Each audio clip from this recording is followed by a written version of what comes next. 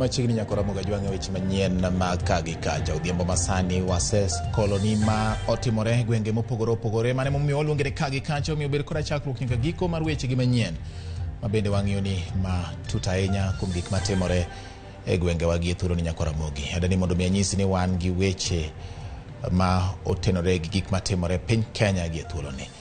Parni odiochieng' ma kawuono duol mar okinde pacho ka The Law Society of Kenya kata LSK owuoyo ka otenore koda weche mag wito moko kuom buche manoriko maki ne moko kuom jotelo ahinya kitudo gi weche mag mibadhi e pacho ka gikoni ok owinjo bed ni iwito buche manosetimnegi nonro moyang ni ng'ato itudo kod mibadhi go to kane onge gimoro amora manyiso adieri kotenore kod buche manomakgo to ok owinjo bed ni itero jogo e doho. Mago gin weche ma wamedo iko ni nyako Ramogi koromo saa 1 gi saa 3 mar otieno ma kawuono kikete RAMOGITV biro yudo mathoth. Wadhi nyime.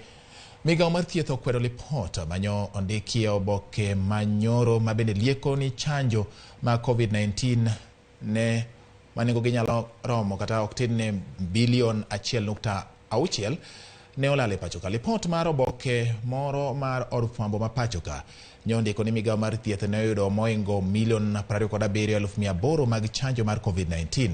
Kata kamano migawo mar thieth olero ni mana dos mar chanjo maromo milion 27,660,120 mane giyudo tarik 31 dwe mar adek mar higani.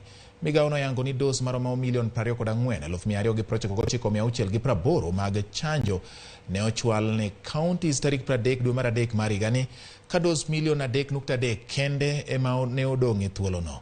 Lipot mar migawo no bende olero ni dos maromo 843,718 mag chanjo mar AstraZeneca nokethore ma ok dos 697,624 kaka nyo oboke no ndiko.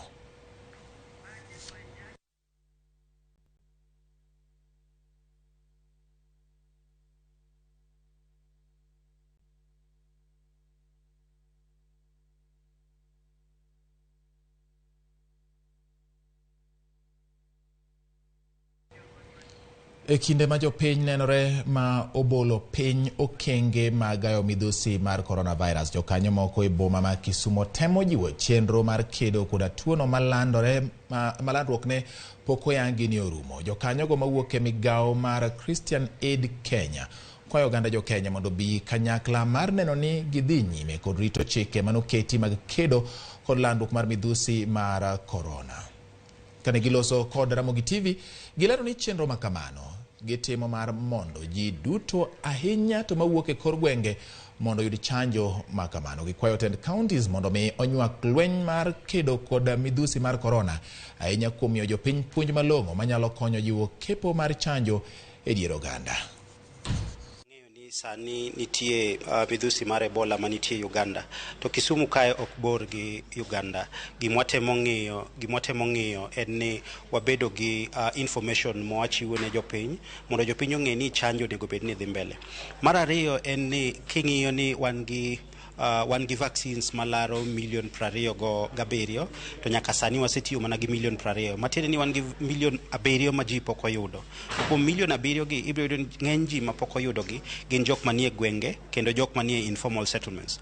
Koro twak mane wan godo kawuono en ni nwakelo stakeholders kanyakla mondo wang'e ni ang'o gini ma ginyalo timo. Ka wariwore kanyakla achiel mo wuok oko kacha to wabiro neno kaka wanyalo make sure ni ng'ato ka ng'ato oyudo thuolo ne makende mondo be oyud chanjo.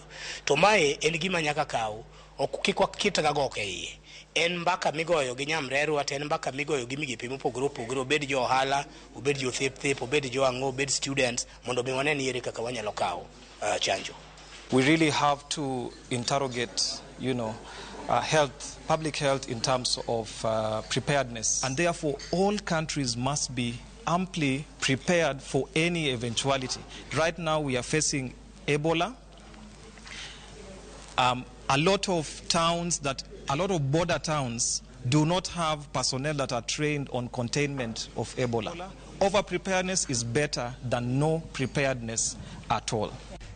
Kaunti ma Mandera nyaka sani osewito jamni maingo milion 1 ne oro maliyo e gwengego. Nyithindo e bwo higni 5 e gwengego koro ni kod nong'no kaluwore ni ok giyud chiemo madwarore.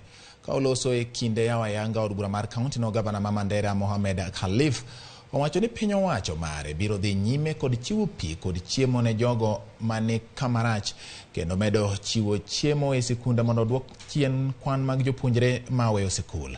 Osingo keto mwandu e pur e genga ora Daua mondo okony e nyayo chiemo.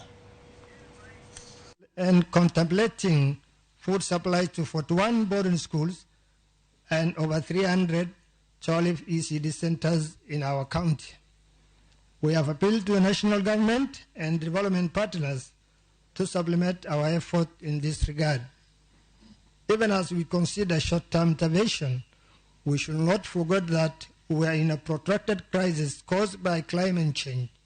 Moreover, unpredictable weather pattern has made rain-fed agriculture and pastoralism, as we know it, untenable. Food, livelihood, water problems, education and health has been very clearly outlined in the governor's address, and this, I think, as Mandera County Assembly and the people elected to represent our people will ensure, as per the request of the governor, we are going to give him all the necessary support. That just was fair.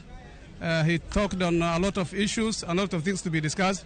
Most importantly, he talked about the devastating effect of the drought, and he specified exactly what can be done to caution our citizens, our Mandera County citizens, how to caution about the drought effect. And we are happy that he brought out several programs that he wants to roll out in his government. Kapod wane weche magoro ahinya to gwenge mag nyandwat mar piny Kenya ni Tend County ma Isiolo chungo chenro mamoko mag dongruok kendo keto maino ne kedo kod oro gi kech ma ogotache county no. Kautene gi jotelo mamoko mag county, Governor Abdi Guyo owacho ni giloso komiti ma biro rango chal mar oro kod kech e county no kendo pedho kenge makare mar kedo kod midhiero no. Motelo ne mano, Guyo ne otelo ne chenro mar chiwo chiemb kony ne familia maromo 24,000 maonge gi nyalo mar yudo chiemo. Telo ma ochung' ne kedo kod oro oyango ni maromo familia 30,000 e kaunti ma Isiolo kalo e midhiero mar oro gi kindeni. Kaunti ma Isiolo en achiel kuom counties ma oro ogo e tach e pacho ka jotelo makono koro jiwo chenro mag keto mise motegno mag kedo gi oro. And we come up with recommendation to the national steering group on what is needed to mitigate the effect of drought in Isiolo County. And in the National Steering Committee, we agreed when we come up with the recommendation, we will know what the national government will put on the table, the development partners, and the county government of Isiolo. We will suspend on projects because our priority now is to safeguard the lives of our people and their animals, because that's our priority. You cannot do development when people are dying. We are suspending all development projects to focus on making sure that nobody in Isiolo County dies of hunger. Tumekutana na civil society, NGOs wa Isiolo County mzima. Tumeongea na wao na responses zozote ambazo tumewaelekeza kulingana na mambo ya janga la njaa. Tumewaambia kila mtu awajibike kiwango yake. Shida pia ni intervention, ile generation of the list, wale watu ambao wana the vulnerable list yao. Tunataka kuanza a fresh audit of that list. Na tunasema hiyo list katika location tutakuwa na chief hapo na ward administrator. Riwruok mag weg kembe ma ochung' ne tero jotich e piny Saudi Arabia jo kirore gi chien kata ochikore gi chien ewi wach midhiero mathoth magikone jogo modhi manyo tich e piny mar Saudi Arabia. Gitoni thoth jogo masandore e piny mar Saudi Arabia gin mago mane odhi kuno tok chik. Bende gilero mimoko kuom midhiero ma jogo kaloe koting'o chudo ma oleo. Yanatokezea upande ule. But masuala ambayo sisi tunakumbana nao ya kweli kupitia wale tunawasafirisha, delaying of payment ipo ambao watu tunaambiwa, and we normally speak, tunazungumza na wale matajiri zao na wanalipwa. Masuala mengine ambayo yanatokezea ni masuala mazima ya mtu kabla hajazoea mandhari ama mazingira. Yani kuanzia birth certificate mtu tangu azaliwe hana.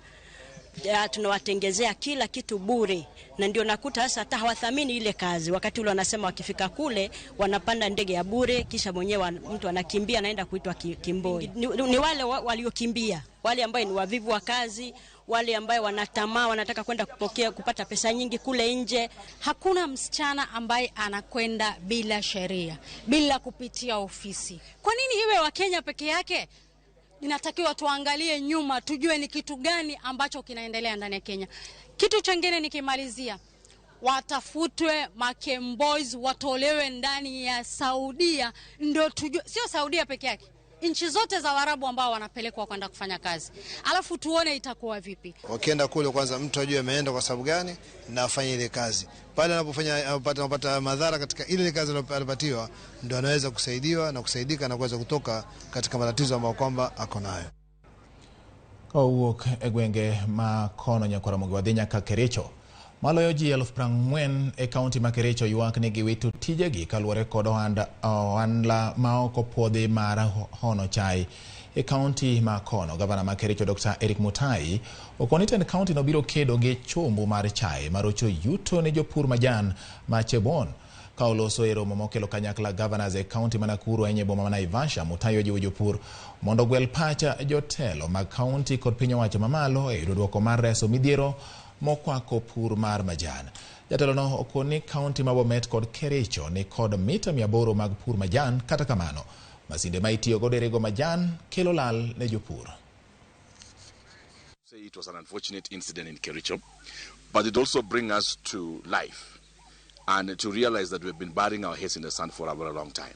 Before mechanization happened in Kericho, both Unilever, which is now Ekaterra, and James Finlay, used to employ close to 50,000 workers. These people were feeding in turn their homes and their families, and they were purchasing and buying from Kericho town. When you look at it now, Kericho town is almost a coast town because we don't have people now who are having the purchasing power, because the workers in the tea estate were actually the one purchasing from the town. And once they were sacked, the town went to zero. You look at the environs, you know, the farmers that used to supply milk, supply vegetables to the workers in the tea estate. It has become a problem. You cannot supply milk and you cannot supply vegetables to the machines in the estate. You supply to human beings. The process of mechanizations is that the political and the local leadership were not involved. And that is why, much as we condemn the event, we still insist as the governor of Kericho that the multinationals must accept that in as much as they are making a business decision, there is also a political and a social and economic decision to be looked at it in terms of the cost benefit to the hosting community. Kembe maloso chumbi e kaunti ma Kilifi ywak ne piny owacho kaluwore kod osuru mamalo mamiyo ginyalo loso mwandu no e yo makare. Jatelo mar Consult Gilbert Winga lero ni kaluwore kod osuru mamalo ma iketo negi kod bede migepe mopogore opogore mag piny owacho, chuno gi ni nyaka kambi no ti kod nengo mamalo e loso mwandu no. Winga omedo lero ni lokruok e chal kor lwasi bende rocho negi tije e kinde koth. Ka kinde koth ok gilos mwandu no moromo, gikwayo piny owacho mondo mi oduok piny osuru mijuogogi e wi chumbi mondo mi duok nengo mar chumbi piny.